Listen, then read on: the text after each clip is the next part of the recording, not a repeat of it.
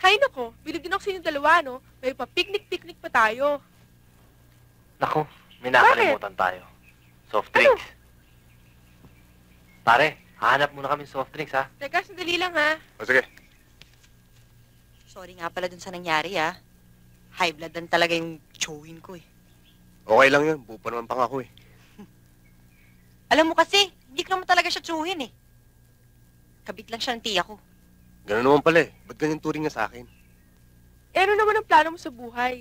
Ano pa? Siyempre, umasenso sa buhay. Eh, ikaw, tama na ba sa'yo maging sales girl? Aba, syempre, gusto ko rin makapagtapos ng pag-aaral. Para makapag-abroad naman ako. Abroad? Oo naman, para kumita ako ng dollars. Eh, paano ko? Hay nako, kung ako sa'yo, maghanap ka ng trabaho. Para may matutunan ka. Siya nga pala, may bakante sa stock department, eh.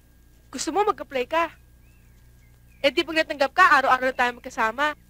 Pwede rin. Pero maiba ako. Pwede ba kitang ihatid mamaya? Totoo? Hahatid kita? Ang kulit mo, sinabi ng oo, eh.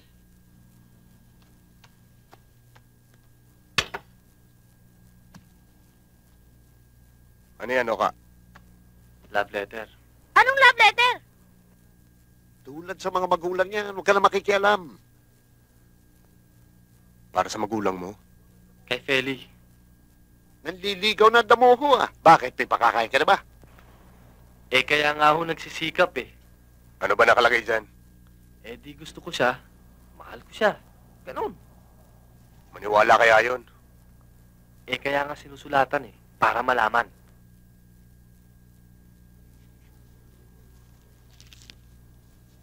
O sige, kumain na tayo. Mamaya na yan.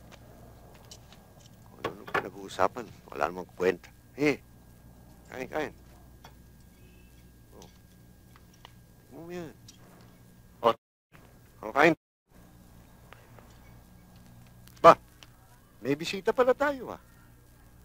Lolo Hugo, si Abigail Ho. Kumusta, iha? Siya naman po si Feli. Pasensya na kayo sa bahay namin, ano? Puro lalaki nakatira rito, eh. Wala man lang nag-aayos dito, eh. Huwag ko kayo maglala, Lolo Hugo. Malapit na magmukhang bahay ng babae itong lugar natin. Totoo ba yun? Naku, ewan ko po kay Magno, nagbibiro lang ho siya. Totoo ho, sinasabi ko. Teka muna. Puro na yata usapan niya na. Nasa bas, mapabili man lamang natin ang merienda. Ho, ano po yon? Hay nako, wag na ho kayo mag-abala. Kasi kailangan makabalik kami agad sa trabaho, eh. Kasi break time lang ho namin. Ah, ganun ba?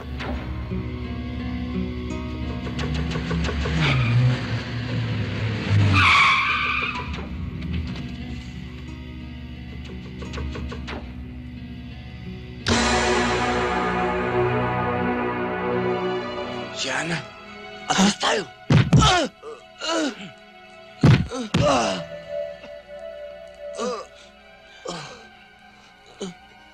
Ilang beses mo namin sasabihin sa inyo, wala kaming kasalanan. Napag-utusan lang kami. Wala kaming alam sa pangyayari.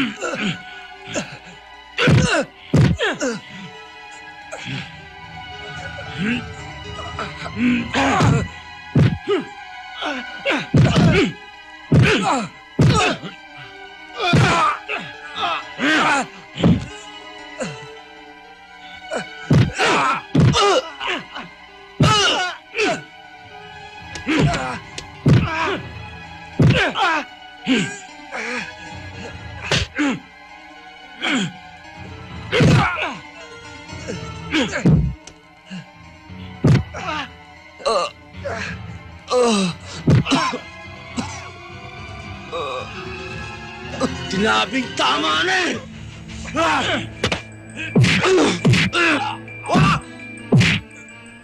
Huwag dito! I'm sorry na. Nabigla lang naman talaga ako eh. Hindi ko na uulitin, Ana. Pangako. Nabigla ka lang? Muntik mo na akong ipapatay, tapos nabigla ka lang? Isipin mo magkapatid tayo. Kahit nasabi mo pang half-sister lang kita, ipapapatay mo ko? Alam niyo na kung anong gagawin niyo. Dali na yan!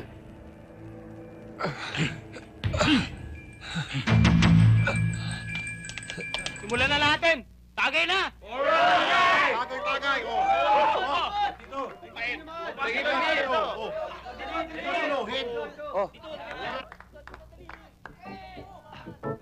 Tagay na, tagay! Tagay! oh, kataribon na! Kataribon! Tara, doon. Oh, anong ginagawa niyo rito? Bakit hindi pa kayo natutulog? Kasi sir, ang grupo ni Glenn, nakita namin may ginagawang milagro sa tunnel. Ang gulo-gulo nila, sir. Parang mga lasing. Sigurado ba kayo? Yes, sir. Yes, sir. Sige, bumalik na kayo sa dorm ninyo. Matulog na kayo. Si sir!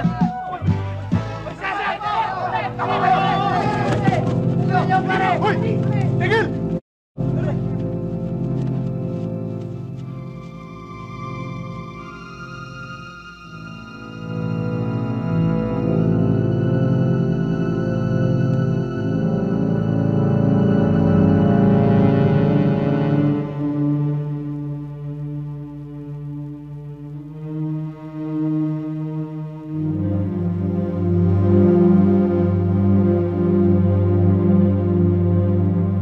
Ano yan? Grabing alcohol lang, sir, para sa mga lamok.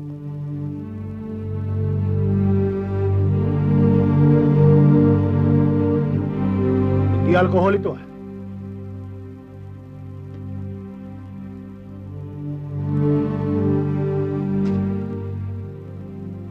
Gin tonic ito eh. Ikaw ang leader nito, no? Ikaw ang pasimuno. Ikaw ang may pinakamabigat na parusa. See me in my office tomorrow.